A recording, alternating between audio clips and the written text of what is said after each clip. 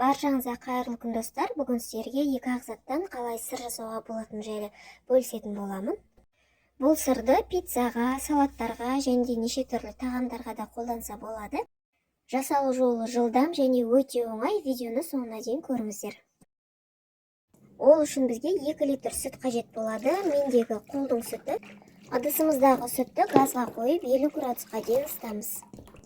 Сүтке 1 шай қасықтай тұз салып жіберіңіздер, сол кезде сырдың дәмі кіріп әдемі болады. Сүтіміз ысы бастаған кезде саусағымызды батырып көреміз, тым ыстық та болмау керек, жылыдан сәл жоғары болу керек. Сүттің үстіне 9% уксусты құямыз, 3-4 рет араластырамыз.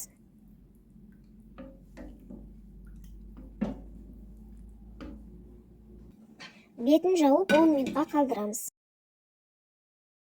Мінекей 10 минутта біздің сырымыз осылай сары суынан бөлініп шықты. Енді сүзгімен сүзіп аламыз.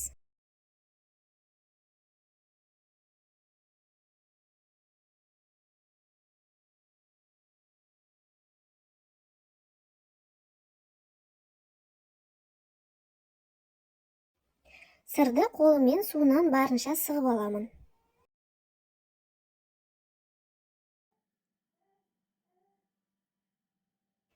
Сыр бізде бір-бірімен бірікпей тұр.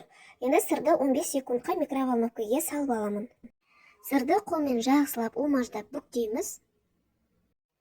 Тағы да микроволновкаға 15 секундқа салып аламын. Осылай 3-4 рет қайталаймын. Осылай 3-4 рет қайтара жасаған кезде біздің сырымыз эластичный, яғни видеода көріп тұрғандарыңыздай осылай созылмалы болады.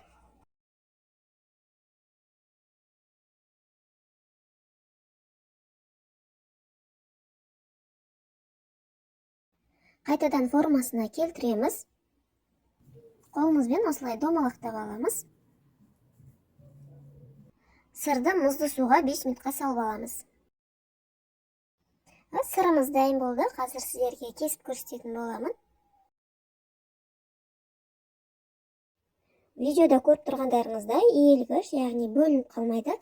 Жасап көріңіздер. Видеом сіздерге пайдалы болса, лайк басып, арнама тіркелуді ұмытпаңыздар.